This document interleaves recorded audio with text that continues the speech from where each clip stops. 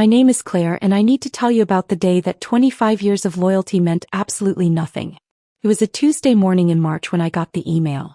Subject line, brief meeting, 10 a.m. No context. No agenda. Just those 4 words from Linda in HR. I remember staring at it while sipping my coffee, thinking maybe it was about the Henderson account I'd just closed or perhaps a discussion about my upcoming milestone anniversary with the company. 25 years. A quarter of a century. I'd been planning to bring cupcakes that Friday. I showed up to the conference room at 9:58 a.m. because I'm never late. That's just who I am. Professional. Reliable. The person everyone could count on. The fluorescent lights flickered overhead as I walked down that familiar hallway, the same path I'd taken thousands of times before. The carpet had those weird abstract patterns that were supposed to hide stains, and I could navigate to any room in that building with my eyes closed.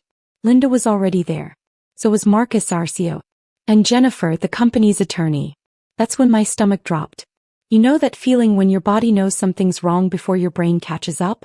That primal instinct that makes your hands go cold and your heart start hammering? Yeah. That hit me like a freight train. Claire, please sit down, Marcus said, not making eye contact. He was shuffling papers in front of him like they were the most fascinating documents he'd ever seen. I'd known Marcus for 18 years. I'd been at his wedding. I'd sent flowers when his mother died. And now he couldn't even look at me. I sat. The chair was one of those expensive ergonomic ones the company had bought last year when they were bragging about their record profits. Profits I'd helped generate. We're going to get straight to the point, Jennifer said, sliding a folder across the table. The company is restructuring. We're cutting costs across multiple departments and unfortunately, your position has been eliminated. The words hit me but they didn't make sense. Like someone speaking a language I almost understood but not quite. My position? I'm the senior account manager. I manage over 200 client relationships. What do you mean my position is eliminated? By the way, if you're watching this right now, drop a comment and let me know where you are and what time it is for you. I want to know I'm not alone in this. We're moving to a more streamlined approach, Marcus finally spoke, still not meeting my eyes. The junior account managers will absorb your clients. We've already reassigned them.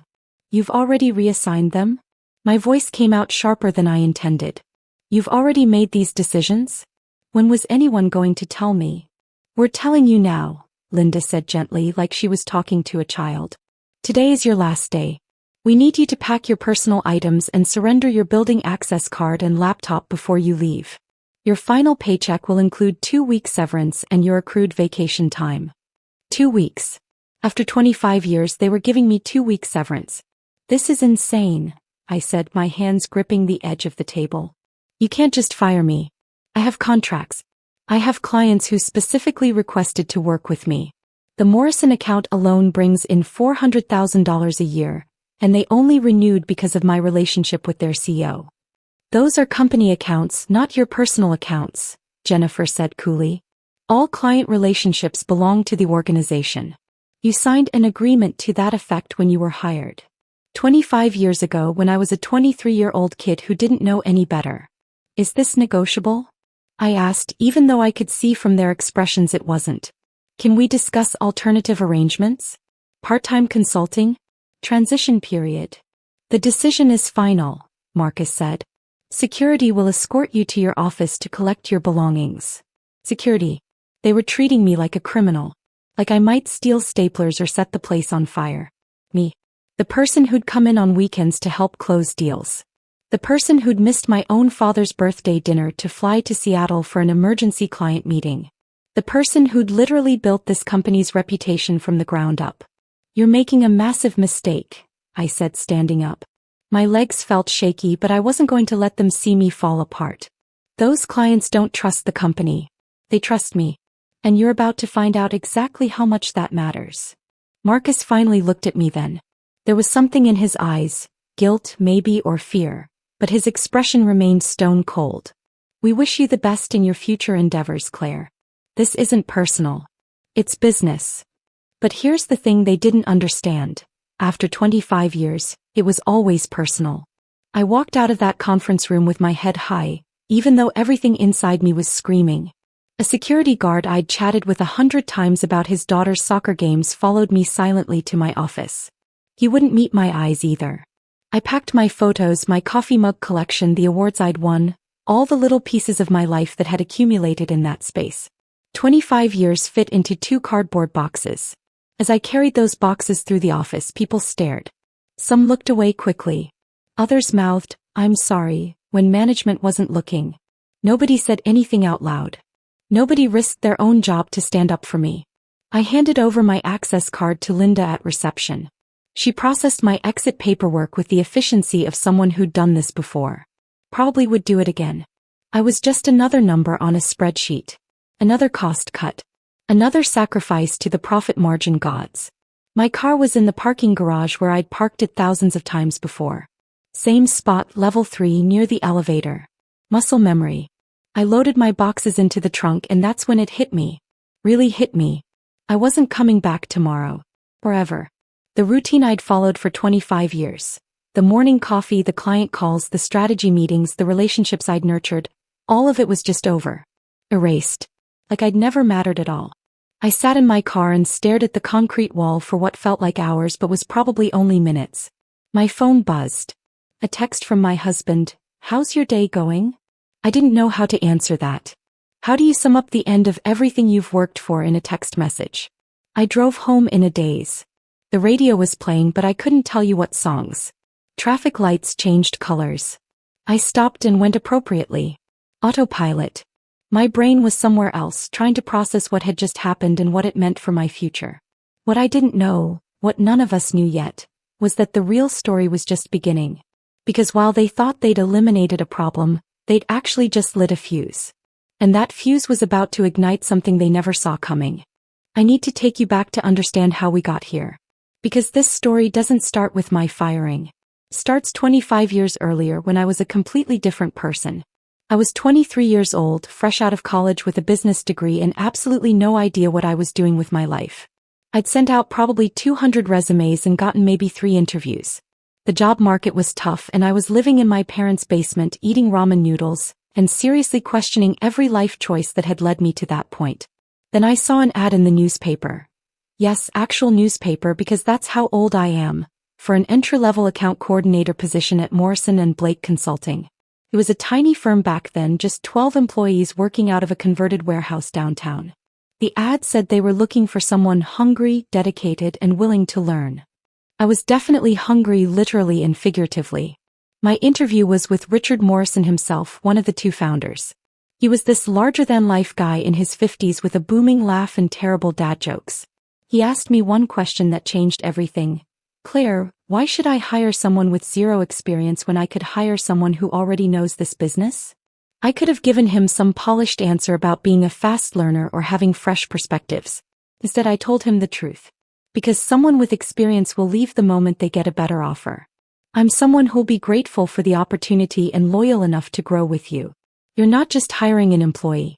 You're potentially hiring someone who'll dedicate their career to building this company with you. He hired me on the spot. Those first few years were brutal. I was making $28,000 a year, working 60-hour weeks, doing everything from cold calling potential clients to organizing the supply closet. But I loved it. I genuinely loved it. There was something magical about being part of a small team where everyone mattered, where your contributions were visible, where you could see the direct impact of your work. Richard became my mentor. He taught me everything: how to read a client's body language, how to navigate difficult conversations, how to turn a no into a maybe and a maybe into a yes. He used to say, "People don't buy services, Claire. They buy trust. And trust takes time to build but seconds to destroy." I took that lesson to heart. My first big client was a small manufacturing company called Hendrix Industries. The owner, Paul Hendrix, was this gruff 60-year-old who'd built his business from nothing and didn't trust consultants as far as he could throw them. He'd already fired 2 of our competitors. Richard assigned him to me as a test, probably expecting me to fail. I spent 3 months just listening to Paul. I toured his factory. I met his employees. I learned about his products, his challenges, his dreams for the company. I didn't try to sell him anything. I just showed up consistently, proving I actually cared. On month 4 he signed a contract. Not because of our services but because he trusted me. That became my approach with every client. I didn't just manage accounts. I built relationships. I remembered birthdays. I knew the names of their kids and their dogs. I showed up to their company events. I celebrated their wins and helped problem solve during their losses. I became someone they could rely on, not just a vendor sending invoices. The company grew. By year 5 we had 50 clients. By year 10 we'd moved to a proper office building and had 80 employees. By year 15 we were at 150 clients and expanding into 3 new states. And through all of it I was there, grinding away, building those relationships one conversation at a time. Richard used to introduce me as the heart of this company. He'd tell new hires, if you want to know how to do this job right, watch Claire. She's the gold standard. Then Richard died. Massive heart attack at 68. It was sudden and devastating. The whole company went to his funeral. I spoke at his service, barely holding it together, talking about what an incredible mentor and friend he'd been. His business partner, James Blake, took over as sole owner. That's when things started changing. James was different from Richard. He was all about numbers, efficiency, profit margins. He hired Marcus as CEO, brought in a whole new executive team from some big corporate firm. They started implementing optimization strategies and streamlined processes. They wanted to scale up fast, go public within 5 years, make everyone rich. I didn't love the changes, but I adapted. I always adapted. That's what loyal employees do, right? You roll with the punches. You trust that leadership knows what they're doing. My client list kept growing. By year 20, I was personally managing 180 accounts. By year 23, I'd hit 200. I had clients who'd been with me for over 2 decades. Their companies had grown. Their needs had evolved. But they stayed because of the relationship we'd built. I'd made millions for this company. Literal millions. The Morrison account I'd mentioned earlier? I'd landed that in 2015. They were a mid-sized tech firm looking to expand their operational efficiency. I'd spent 6 months understanding their business, crafting a customized proposal, negotiating terms. They signed a 5-year contract worth $2 million total. When it came time to renew last year, they didn't even consider other firms. They called me directly and said, "Same terms, Claire. We trust you." There were dozens of stories like that. The Peterson Group, Lakeside Manufacturing, Cascade Technologies, North Point Retail. These weren't just accounts. These were relationships I'd nurtured for years, sometimes decades. I knew the CEO of Peterson Group had a daughter graduating from Yale this spring. I knew the CFO of Lakeside Manufacturing was fighting cancer and trying to keep it quiet from his board. I knew the founder of Cascade Technologies was going through a messy divorce and needed someone who'd just listen sometimes. That's what they couldn't put in a spreadsheet. The human element. The trust. The years of showing up and proving myself over and over again. But to Marcus and his new executive team, I was just expensive overhead. A senior-level employee with a senior-level salary. Why pay me $150,000 a year plus benefits when they could pay 3 junior account managers $50,000 each and increase efficiency? They didn't understand that my clients didn't want efficiency. They wanted Claire. I'd been sensing something was off for months before they fired me. Little things. Being excluded from strategic planning meetings I'd always been part of. Watching them hire new junior staff without consulting me. Seeing my name removed from client proposals.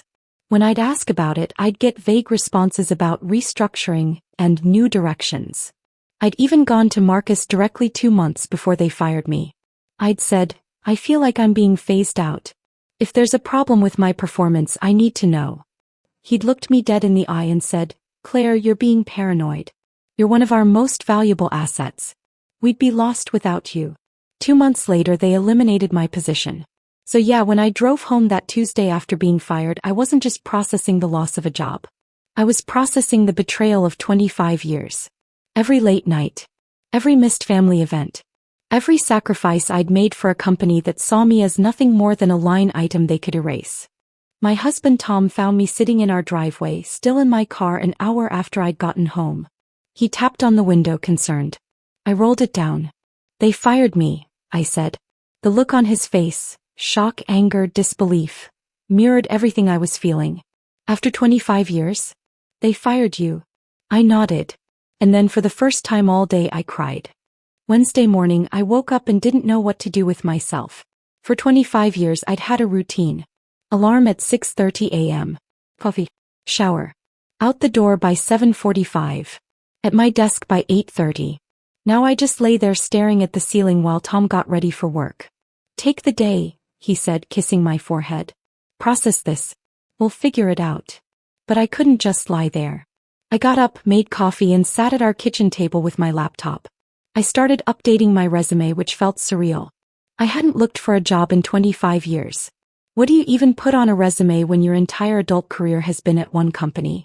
That's when my phone started buzzing. The first call came at 9:47 a.m.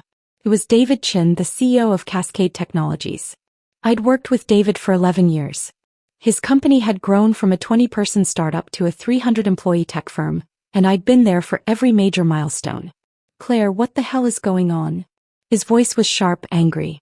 I just got an email from someone named Brad saying he's my new account manager. Who the hell is Brad and where are you? My stomach twisted. They'd already reassigned my clients. Less than 24 hours after firing me, they'd sent out impersonal emails letting my clients know they had new representation. David, I'm so sorry you had to find out this way, I said, my voice steadier than I felt. The company let me go yesterday. They're restructuring. Silence.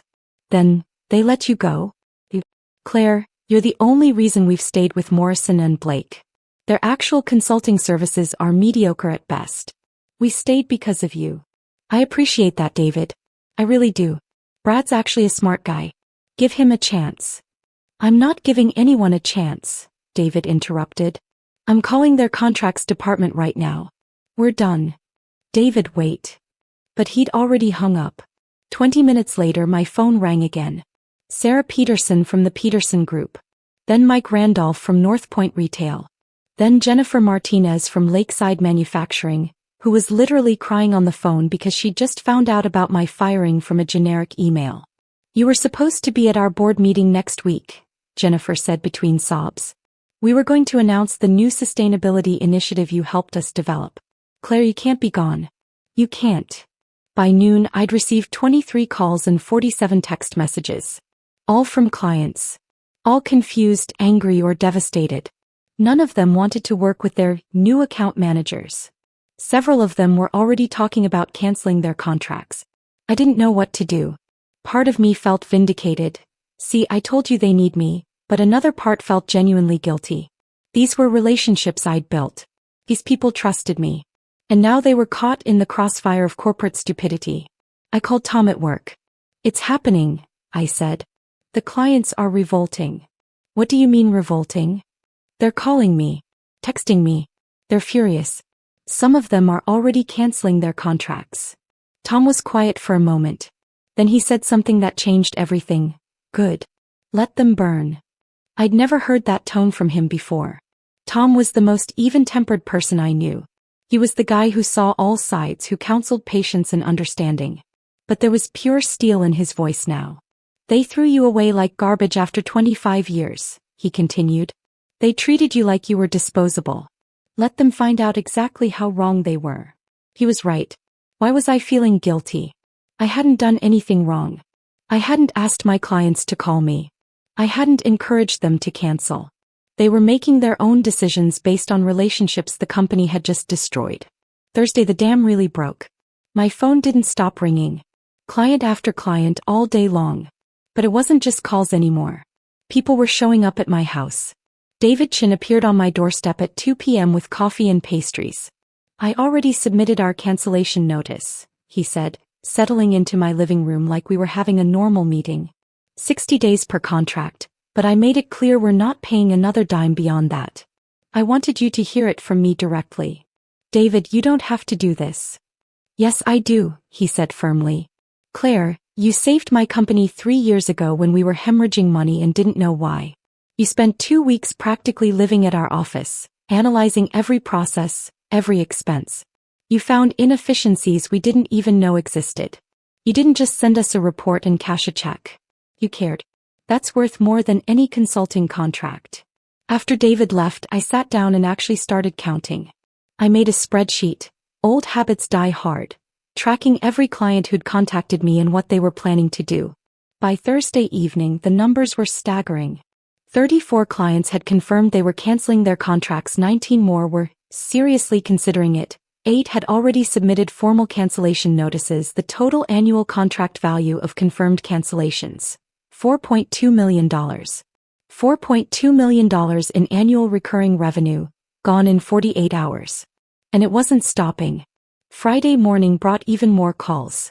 Margaret Whitmore from Whitmore Industrial called me sobbing. She was 68 years old, had owned her manufacturing company for 40 years and treated me like a daughter. They sent me an email, Claire. An email. Like I'm some nobody. I've been a client for 16 years. 16 years. And they think some 25-year-old named Brad can just take over. Margaret, I'm sure Brad will do his best. I don't want Brad's best. I want you. And if I can't have you, then I don't want any of them. She canceled. Another $180,000 annual contract. Gone. My email inbox was overflowing too. Clients were CCing me on their cancellation notices to the company. They wanted me to see their loyalty. Some of them wrote detailed explanations about why they were leaving, specifically citing my departure. Others were more blunt. No Claire, no contract. One email from Thomas Brennan at Brennan Logistics particularly stood out. For 14 years, Claire has been more than an account manager. She's been a trusted advisor, a problem solver, and frankly, a friend. Your decision to terminate her employment demonstrates a fundamental misunderstanding of what makes your company valuable. It's not your processes or your systems. It's your people.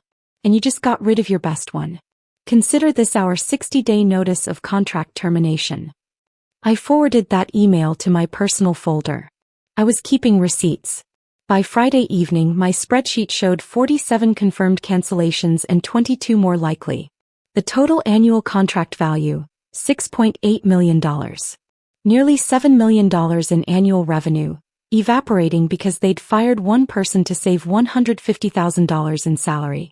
The math didn't even make sense. I hadn't encouraged any of this.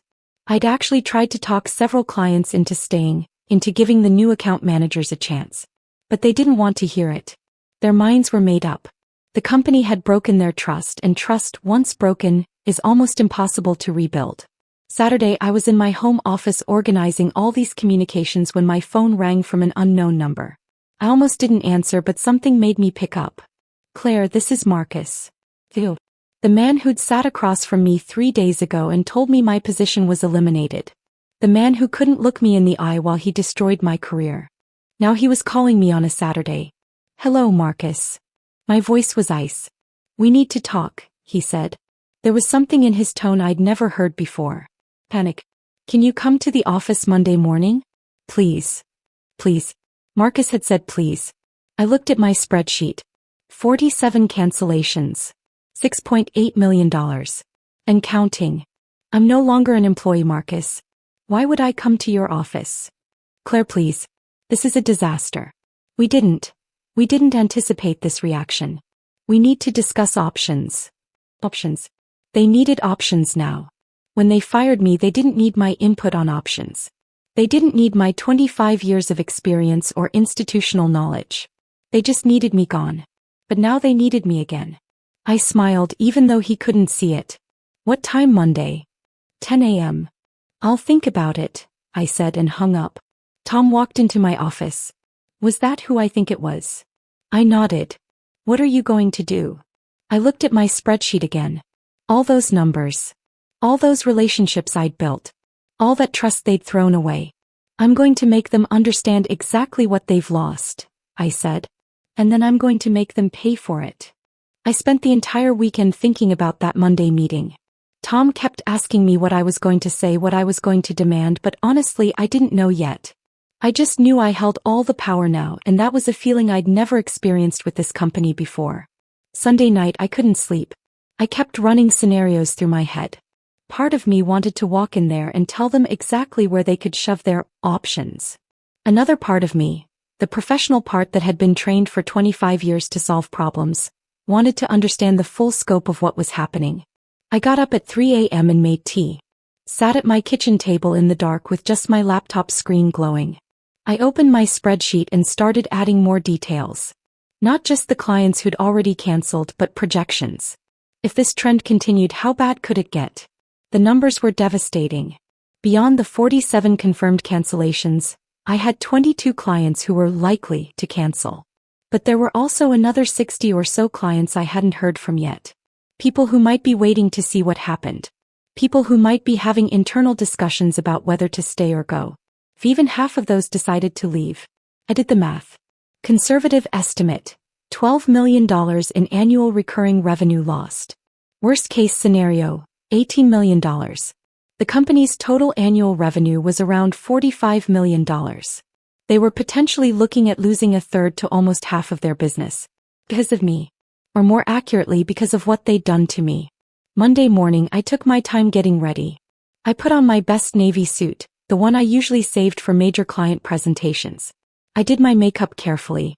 Fixed my hair. I wanted to walk in there looking like the professional they'd thrown away, not like someone who'd spent the last 5 days crying and eating ice cream. Tom kissed me before I left. Make them squirm, he said. I arrived at 9:55 a.m. 5 minutes early, just like always. Old habits. I walked through those glass doors I'd walked through thousands of times, but everything felt different now. I wasn't an employee anymore.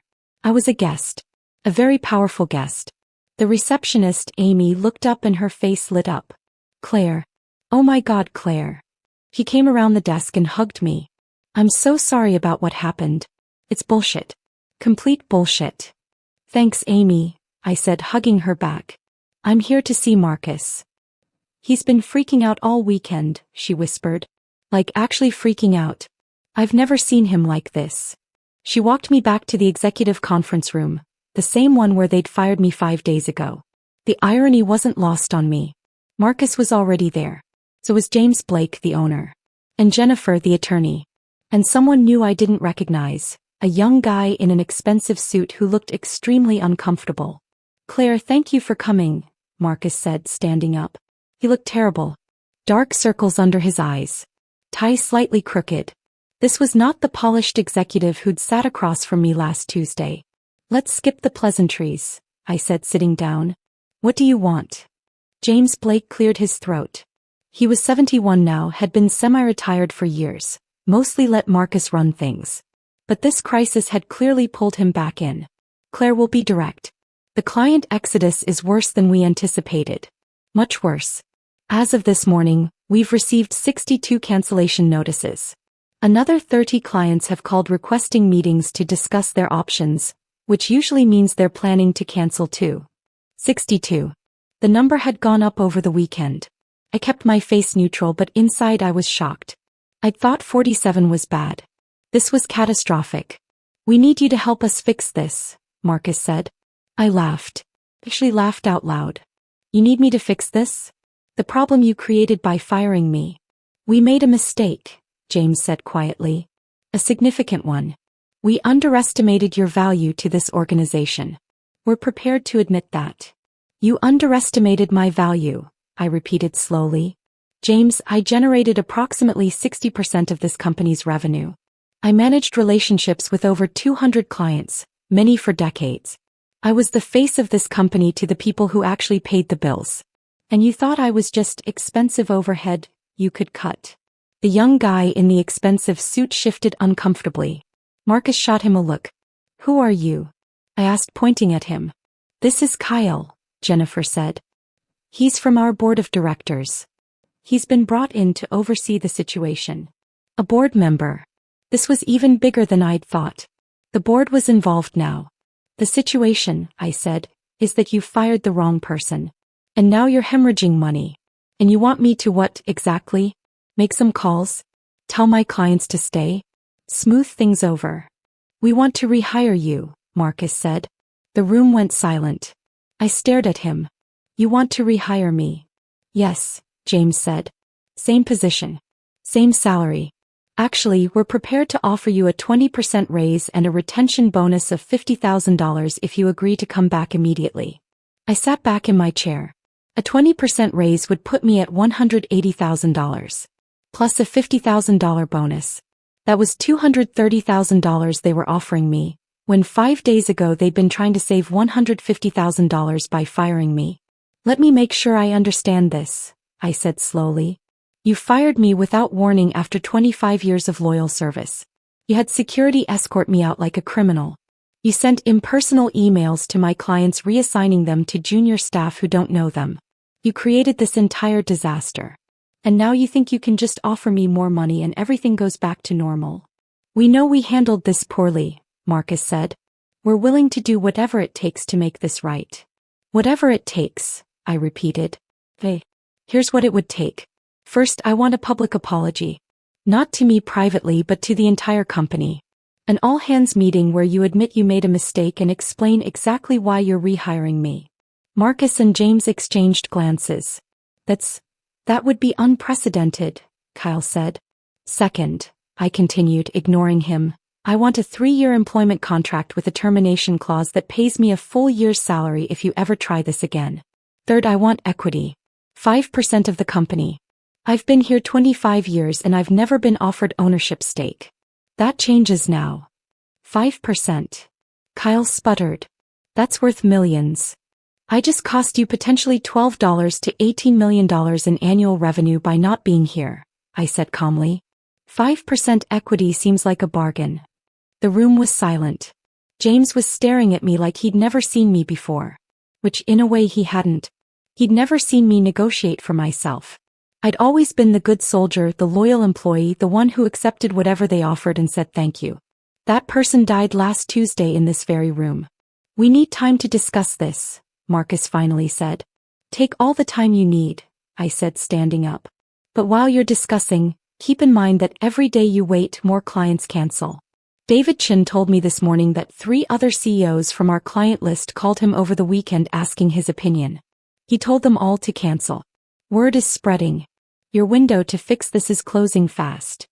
I walked toward the door then turned back. Oh, and one more thing. I want Brad fired. Brad. Marcus looked confused. The junior account manager you assigned to replace me. The one who's been sending my clients generic template emails. Fire him. If I come back, I'm not working alongside someone who benefited from my firing. That seems harsh, Jennifer said. Brad didn't do anything wrong. Neither did I said. But that didn't stop you from firing me. Consider it a gesture of good faith. Proof that you're serious about making this right. I left them sitting there and walked out. Amy gave me a thumbs up as I passed reception. I could feel eyes on me from the open office area. Other employees watching, whispering. News traveled fast in this place. My phone rang before I even got to my car. It was Marcus. That was fast, I answered. We need to talk more, he said. Can you come back up? No, I said. I have plans. I didn't actually have plans. I was going to go home and stress-eat cookies while watching trashy TV. But he didn't need to know that. Claire, please. We're willing to negotiate on your terms. But we need you back this week. Every day you're gone, we're losing clients. Then I suggest you move quickly on my demands, I said. I'll be available to discuss this further tomorrow. Same time. Tomorrow? Claire, this is urgent. It's urgent now, I said. It wasn't urgent last Tuesday when you fired me. Funny how that works. I hung up and sat in my car, hands shaking. Holy shit. I just demanded equity. A public apology. Someone's job. And they were actually considering it. Tom called as I was driving home. How'd it go? I think I might have just negotiated the deal of my life, I said. Or completely blown up any chance of going back. I'm honestly not sure which. What did you ask for? I told him. There was a long pause. Claire, he said slowly, that's incredible. But are you sure you even want to go back? After what they did to you?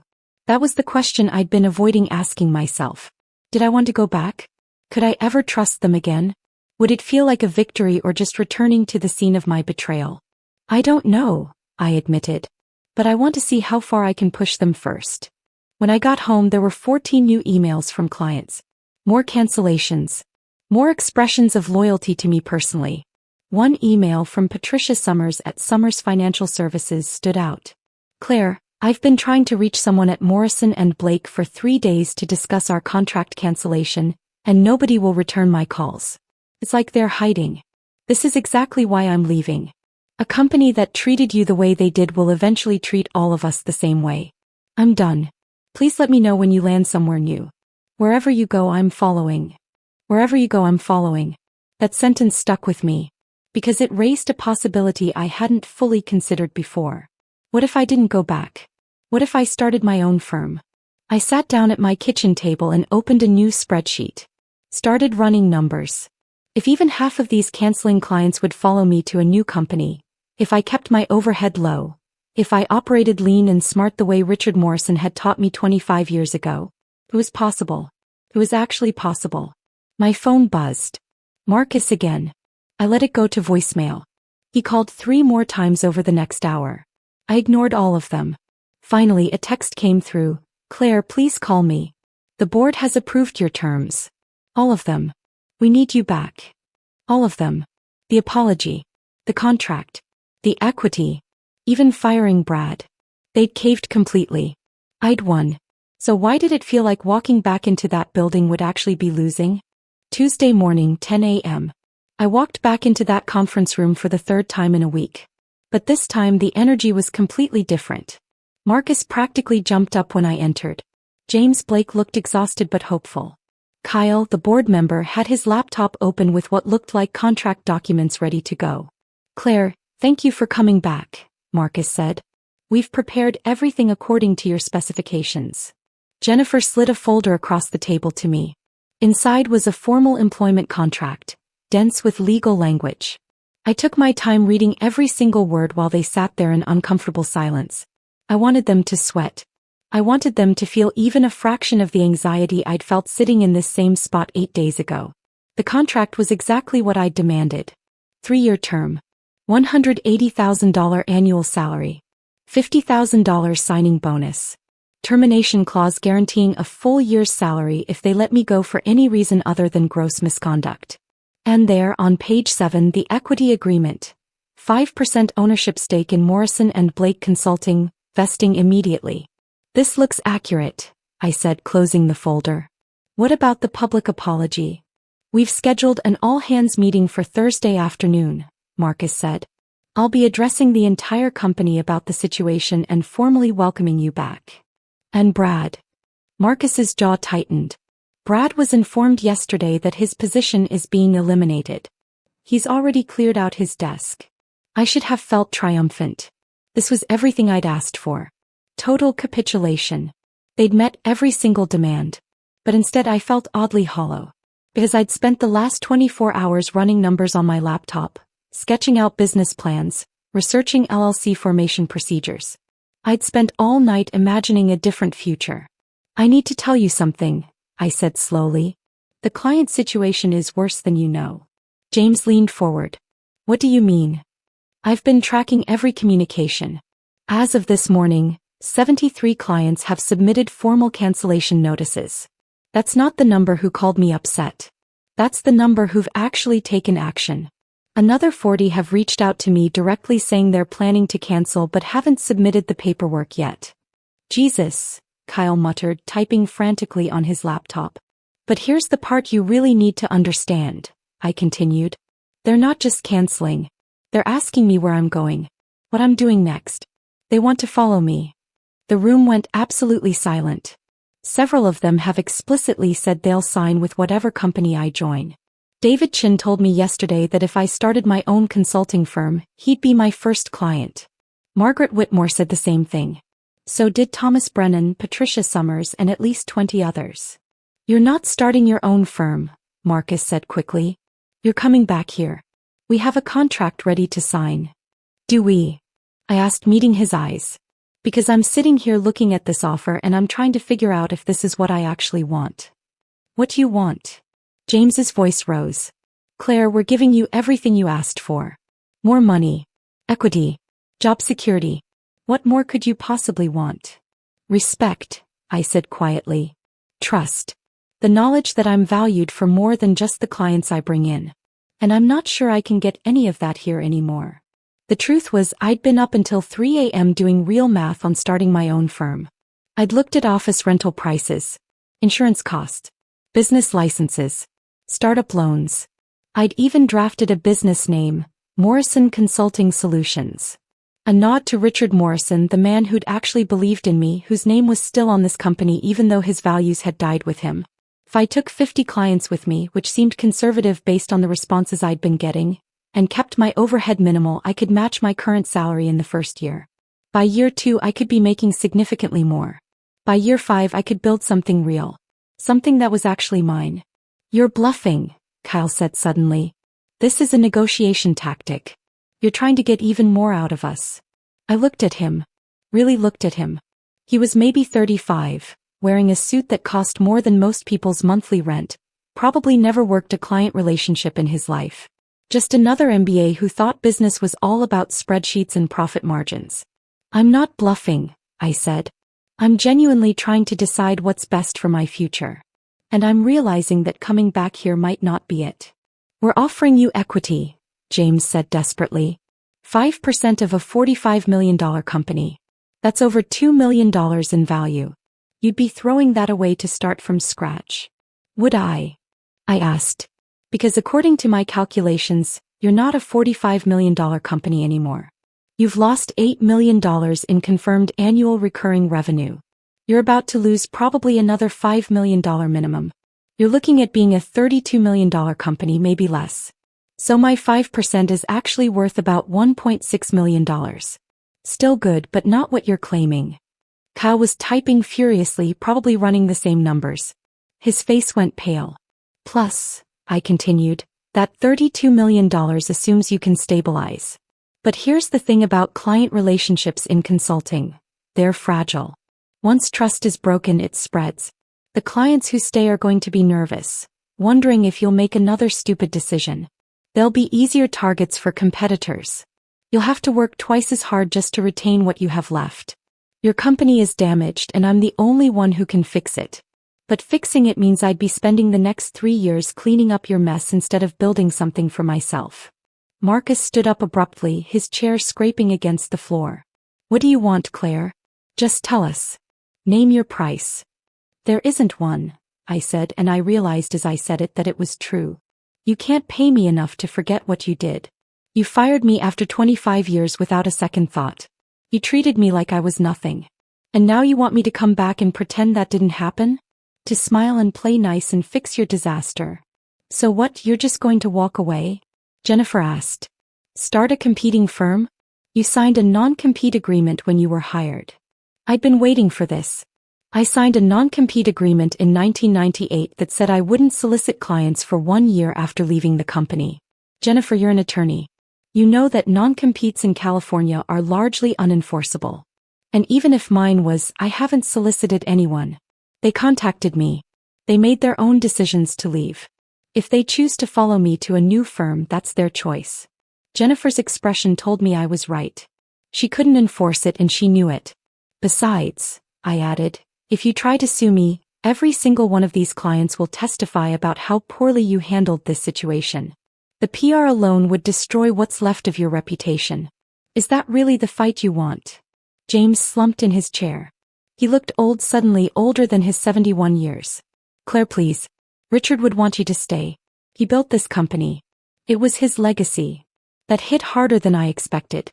Richard, my mentor, my friend. The man who'd given a 23-year-old kid a chance and taught her everything about this business. You're right, I said softly. Richard built this company. But you destroyed it. You and Marcus and your board of directors who care more about quarterly profits than people. Richard never would have fired me. He never would have treated any employee the way you treated me. So don't you dare use his name to try to guilt me into saving you. I stood up, leaving the unsigned contract on the table. I'm starting my own firm, I said. I'm going to call it Morrison Consulting Solutions, in honor of the man who actually understood what this business was about. And I'm going to invite every single one of my former clients to come with me. Not because I'm soliciting them, but because I'm offering them something you can't. Someone who actually values the relationships we've built. You can't do this, Marcus said, but his voice had lost its authority. He knew I could. He knew I was going to. Watch me, I said. I walked out of that conference room with my head high, past Amy at reception who grinned and whispered, "You go, girl." Through the main office where people were watching again, some of them smiling, some of them looking concerned about their own jobs. Out to the parking garage where I'd had my breakdown 8 days ago. But this time I wasn't crying. I was planning. I sat in my car and opened my laptop. Started drafting an email. Professional. Warm. Informational. Dear client name. I wanted to reach out personally to let you know about an exciting new chapter in my career. After 25 years with Morrison & Blake Consulting, I've made the decision to start my own firm, Morrison Consulting Solutions. This new venture will allow me to provide the same dedicated, personalized service you've come to expect, with even more flexibility and attention to your specific needs. If you'd like to continue working together, I would be honored to bring your account to my new firm. I'll be reaching out individually over the coming weeks to discuss transition details. Thank you for your trust and partnership over the years. It has meant more to me than you know. Warmest regards, Claire. My finger hovered over the send button. This was it. The point of no return. Once I sent this email to 200+ clients, I was committed. I was really doing this. My phone rang. Tom. Well, he asked. I'm starting my own company, I said. I'm actually doing it. Hell yes you are, he said, and I could hear the pride in his voice. I believe in you, Claire. You've got this. I took a deep breath and clicked send. The email went out to 213 clients simultaneously. Then I called David Chin. Claire, he answered immediately. How would you like to be the first official client of Morrison Consulting Solutions? I asked. I thought you'd never ask, he said. Send me the paperwork. Within an hour my phone was exploding. Emails, calls, texts, clients responding enthusiastically. Margaret Whitmore sent a message that just said, finally, in all caps with about 20 exclamation points. Thomas Brennan called to say he was already drafting a new contract. By the end of the day, 47 clients had confirmed they wanted to work with my new firm. 47. That was $6.2 million in annual recurring revenue, and I hadn't even officially opened for business yet. I drove home in a daze, but this time it was a good daze. A shocked, excited, terrified, exhilarated daze. Tom was waiting in the driveway when I pulled up. I got out of the car and just stood there for a moment. I did it, I said. I really did it. He hugged me tight. I'm so proud of you. How many clients? 47 confirmed. More saying yes every hour. You're amazing, he said. You know that? You're absolutely amazing. That night I couldn't sleep again, but for completely different reasons. I was planning, strategizing, thinking about office space and hiring and systems and all the million details involved in starting a business. My phone lit up at 11:47 p.m. An email from Marcus. Subject line, please reconsider. I opened it. Claire, I understand you're angry. You have every right to be. But starting a competing firm will be incredibly difficult. The stress, the financial risk, the uncertainty, is it really worth it? We're still willing to honor our offer. Everything we discussed. Please think carefully before you burn this bridge completely. I read it twice. Then I replied with just one sentence. Marcus, you burned the bridge 8 days ago. I'm just walking across the ashes to something better. I hit send and turned off my phone. Tomorrow I'd start building my empire. 3 months later I was sitting in my new office, a modest but bright space in a renovated building downtown, looking at numbers that seemed almost unreal. Morrison Consulting Solutions had 127 clients. 127. That was $14.8 million in annual recurring revenue. I'd gone from unemployed to running a multi-million-dollar business in 90 days. But here's the twist nobody saw coming, including me. I didn't want to stop at just taking clients from my old company. It started with a call from Rachel Kim about 6 weeks after I'd launched. Rachel had been a junior account manager at Morrison & Blake, one of the good ones. She'd always been hungry, talented, genuinely cared about the work. I'd mentored her for 3 years before they fired me. Claire, I need to talk to you, she'd said, her voice shaky. Can we meet for coffee? We met at a little cafe near my new office. Rachel looked exhausted, stressed in a way I recognized immediately. It's falling apart over there, she said, stirring her latte absently. After you left and took all those clients, Marcus went into full panic mode. They're cutting everything. Benefits reduced. No bonuses this year. They're talking about more layoffs. And the clients who stayed are furious because they're not getting good service anymore. We're all scrambling to cover accounts we don't understand with no training and no support. I'm sorry to hear that, I said, and I meant it. The regular employees didn't deserve to suffer because of management's stupidity. Claire, I want to come work for you, Rachel said, looking up at me with desperate hope in her eyes. I know I'm not as experienced as you, but I'm a fast learner and I work hard and I can't stay there anymore. It's toxic. I've been thinking about hiring help. With 127 clients, I was drowning in work, pulling 14-hour days, barely keeping up with everything. But I'd been hesitant to take on the overhead of employees so early. Looking at Rachel's face, though, I made a decision.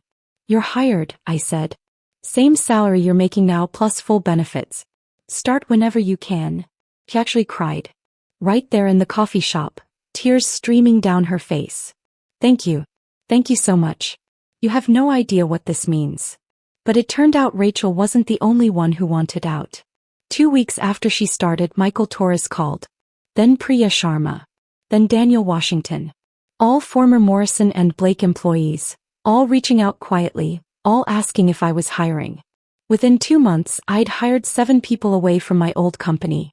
The best people, the ones who actually cared about clients, the ones who'd been suffocating under the new corporate culture Marcus had created. And with each person who left Morrison and Blake, more clients followed.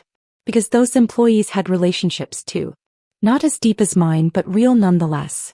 When Michael Torres joined my firm, he brought 4 of his accounts with him. When Priya came over, 6 of her clients made the jump. The exodus became a flood. My phone rang one afternoon in late June. Unknown number, but I answered anyway. Claire, this is James Blake. I hadn't spoken to him since that final meeting 3 months ago. Hello, James. We need to talk, he said, and his voice sounded broken. In person. Please. I don't think we have anything to discuss. Please, he said again. Just one meeting. That's all I'm asking. Something in his tone made me agree. We met at a restaurant, neutral territory. James showed up looking like he'd aged 10 years in 3 months. His hands shook slightly as he held his water glass. Morrison and Blake is finished, he said without preamble. We're filing for bankruptcy next week. I stared at him. Bankruptcy? You took 127 clients. Your new employees took another 35. We lost more to competitors who smelled blood in the water. We're down to 51 clients now and we can't cover our operating costs. The board voted yesterday to dissolve the company. 51 clients. They'd gone from 200 plus to 51 in 3 months. I'd known things were bad, but I hadn't realized they were that bad. Richard's company, James said quietly, tears forming in his eyes. The company he built from nothing. 40 years of work. And I destroyed it in 3 months because I listened to Marcus and that damn board instead of trusting the people who actually made this business work. I should have felt vindicated. Triumphant. They'd thrown me away and I'd demolished them. This was the ultimate revenge story, right? The loyal employee betrayed who rises up and destroys her former employer. But sitting across from James, watching this 71-year-old man cry into his coffee, I just felt sad. I'm sorry, James, I said, and I meant it. I never wanted to destroy the company. I just wanted to build something for myself. I know, he said, wiping his eyes. That's what makes this worse. You weren't trying to ruin us. We ruined ourselves. Marcus has already lined up another CEO position at some tech company. Kyle went back to whatever board he came from. Jennifer will find another corporate law job. But me. This was my legacy. Richard's legacy. And it's gone. We sat in silence for a moment. There's one more thing, James said. The clients we have left. The 51. Most of them are asking about you. Asking if there's any way to work with you instead. I'm not here to beg you to take them on, but would you at least consider it? These are good companies with real needs. They don't deserve to be left high and dry because of our mistakes. I thought about it. Adding 51 more clients would be massive. We'd need to hire more people, get more office space, scale up quickly. It would be risky. But it would also mean I'd essentially inherited the entire Morrison and Blake client base. Everything Richard had built, everything I'd helped grow for 25 years, would continue under my leadership. I'll reach out to them, I said. I can't promise I'll take all of them, but I'll reach out. James nodded, relief washing over his face. Thank you, Claire. That's more than we deserve. He paid the check and stood to leave, then paused. Richard was right about you, you know. From day one. He said you were special. Said you had something most people in this business don't have. I should have remembered that. After he left, I sat there for a long time processing everything. My phone buzzed. A text from Tom. How'd it go? I texted back. They're going bankrupt. It's over. How do you feel? That was the question, wasn't it? How did I feel? For months ago, I'd been fired without warning after 25 years. For months ago, I'd sat in my car crying, feeling like my world had ended. For months ago, I'd been powerless, disposable, forgotten. Now I was the owner of a thriving consulting firm with 127 clients and growing. I had equity that actually meant something, 100% of my own company instead of 5% of theirs. I had employees who respected me, clients who trusted me, and a future I'd built with my own hands. And my former employer was filing for bankruptcy. I should have felt victorious. Instead, I felt free. Over the next 2 weeks, I reached out to all 51 remaining Morrison and Blake clients. I explained the situation, offered to take them on with my firm, gave them honest assessments of whether we'd be a good fit. 43 of them said yes. Morrison Consulting Solutions suddenly had 170 clients and $19.7 million in annual revenue. I had to hire 12 more people. We had to move to a bigger office. I had to bring on a CFO to help manage the finances and an operations manager to handle the logistics. I was building something real. Something that was mine. The official bankruptcy filing for Morrison and Blake Consulting came through in July. The company that had existed for 42 years, that had survived recessions and market changes and industry shifts, died because they'd made one catastrophically stupid decision. They'd forgotten that business is about people. Marcus sent me an email the day the bankruptcy was finalized. Just 2 sentences. I hope you're happy. You destroyed us. I didn't respond. There was nothing to say. I hadn't destroyed them. They'd destroyed themselves. But I did forward the email to my entire team with a note. This is what happens when leadership forgets that our clients are human beings with relationships, not just revenue numbers on a spreadsheet. Never forget that. It's why we exist. 6 months after being fired, I was invited to speak at a business conference about building client relationships. Standing on that stage, looking out at hundreds of faces, I told my story. The firing. The client exodus. The decision to start my own firm. The unexpected success. The biggest lesson I learned, I said, wrapping up my talk, is that loyalty has to go both ways. Companies expect employees to be loyal, to sacrifice, to give everything. But they have to give that loyalty back. They have to see their people as humans, not as numbers. Because the moment they forget that, the moment they treat someone as disposable, they lose more than just one employee. They lose trust. They lose relationships. They lose the very foundation their business is built on. The applause was thunderous. Afterward, a young woman approached me. She couldn't have been more than 25, reminded me of myself at that age. That was incredible, she said. I've been at my company for 3 years and they just passed me over for a promotion they promised me. I've been thinking about leaving, but I'm scared. I looked at her, really looked at her. Saw the fear and frustration and hope all mixed together. Here's what I learned, I said. The scariest thing you can do is bet on yourself. But it's also the best thing. Because at the end of the day, you're the only person who will always have your own back. Everyone else is just playing their own game. She nodded slowly, then smiled. I think I'm going to do it. Start my own thing. Good, I said. And when you do, remember why you're doing it. Not revenge. Not proving someone wrong. But because you deserve better. Because you can build something that reflects your values. That's the real victory. A year after being fired, Morrison Consulting Solutions hit $24 million in annual revenue. We had 198 clients, 28 employees, and a reputation as the best consulting firm in the region. I'd been featured in 3 business magazines. I'd turned down 2 acquisition offers from larger firms who wanted to buy my company. And sometimes, late at night when I was working in my office, I'd think about that Tuesday morning when they fired me. How devastating it had felt. How lost and betrayed and broken. If I could go back and talk to that version of myself, I'd tell her, this is the best thing that will ever happen to you. You just don't know it yet. Because they didn't fire me. They freed me. They didn't end my career. They started it. And that's the real revenge. Not destroying them, though that happened anyway. The real revenge was building something so successful, so meaningful, so completely mine that their betrayal became the catalyst for my greatest achievement. Last week I got a LinkedIn message from Marcus. He'd left his new CEO job after 6 months, was between positions, wanted to know if I was hiring for any senior leadership roles. I read it 3 times, laughed, and deleted it. Some bridges once burned should stay that way. If you made it to the end of this story, drop a comment below and let me know what you think. Would you have gone back to the company, or would you have started your own firm like I did? And if you enjoyed this story, please hit that like button and subscribe for more real-life tales about standing up for yourself and building the life you deserve. Thanks for watching.